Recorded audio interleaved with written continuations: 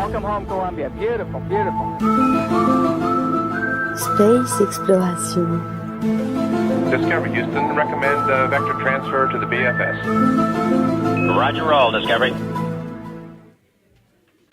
Aujourd'hui, je vous parle de s'établir dans un nouvel environnement peu commun, Mars. Pas très original de ma part, mais je préfère encore parler des choses que je connais. Imaginons que nous sommes quelques siècles dans le futur. Il a été établi qu'il n'y avait pas de vie vivante sur Mars, et un groupe d'êtres humains décide de s'y installer de manière permanente. C'est important qu'on se soit assuré avant de s'y installer qu'il n'y a pas de vie vivante sur Mars, parce que sinon, nous pourrions la contaminer et mettre en danger son existence, ou bien être contaminés nous-mêmes et menacer la vie terrestre. D'après vous, qu'est-ce qu'il leur faudra à ce groupe d'humains pour s'établir dans un nouvel environnement martien ? De quoi faire pousser des plantes et des carottes ? Quoi d'autre ? De l'eau. Oui. Bon, bah manger du pain, a priori. Oui. Pour Emmanuel, il faut du pain. De l'air. Pain fait maison. De l'air, des maisons, ouais. Ok. De quoi se reproduire. Donc des hommes et des femmes. Oui, ça peut être utile. Donc il y a de bonnes idées dans toutes vos réponses. On ne pourra pas tout traiter en 5 minutes, mais je vais essayer de reprendre certains éléments. Elle nous fait du spoil pour revenir le mois prochain. Bon, la durabilité déjà. Sur Mars, c'est impossible de respirer l'air ambiant ou d'aller chercher de l'eau à la rivière. La pression atmosphérique est tellement basse que l'eau ne se trouve pas sous forme liquide à sa surface et nos corps ne pourraient pas la supporter, la pression. L'eau de nos yeux, de notre bouche ou de nos alvéoles pulmonaires, au contact d'une pression si basse, bouillirait à 37 degrés et donc s'évaporerait. La température ambiante moyenne est de moins 60 degrés. Donc après avoir perdu connaissance pour cause d'asphyxie et après que l'eau se soit évaporée de notre corps, on serait gelé. C'est le processus de lyophilisation. Donc effectivement, sur Mars, pas de promenade sans scaphandre. Et la vie se passerait donc en milieu confiné avec des modules pressurisés et contrôlés en température et composition atmosphérique. Donc contrairement à la Terre, pas d'effet tampon comme les océans ou l'atmosphère pour absorber les petites perturbations du système. Il faudra donc mettre en œuvre des solutions durables qui s'intègrent à l'environnement martien pour recycler l'air, l'eau et produire de la nourriture. Et surtout avoir des systèmes redondants avec des technologies différentes pour éviter les mauvaises surprises en cas de panne. On sait déjà recycler l'eau et l'air par des processus physico-chimiques. Et on pourra aussi extraire des éléments de l'atmosphère et de la surface martienne pour venir complémenter les éléments recyclés.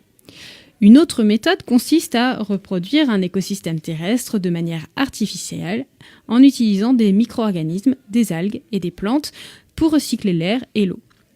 C'est d'ailleurs sur un projet de ce type, le projet Melissa de l'Agence spatiale européenne, que je travaille dans le cadre de ma thèse. L'avantage de recycler l'air et l'eau avec des organismes vivants, c'est qu'on peut les manger, donc on règle ainsi le problème de la nourriture. Si vous n'avez pas l'image, pensez au film Seul sur Mars avec Matt Damon qui fait pousser des patates. Le deuxième élément essentiel, c'est la vie en communauté restreinte, comme on en a parlé tout à l'heure. Parce que quoi qu'en dise Elon Musk, le patron de SpaceX, c'est tout de même très peu probable qu'on commence par envoyer 1 million de personnes sur Mars pour une installation permanente. Donc comment vivre plusieurs mois, plusieurs années au sein d'un groupe d'une dizaine de personnes ou au mieux d'une centaine de personnes ? C'est ce que font des scientifiques dans les bases de l'Antarctique où ils restent un peu plus d'1 an avec des groupes variant de 10 à 50 personnes. Et c'est ce que certains groupes de chercheurs cherchent à déterminer avec les missions dites analogues qui simulent des missions à la surface de Mars.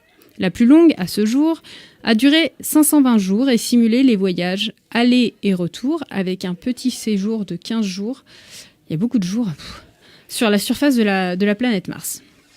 Mais bon, là on parle de s'installer sur Mars, donc c'est un enjeu d'un autre niveau, si on veut s'installer de manière permanente.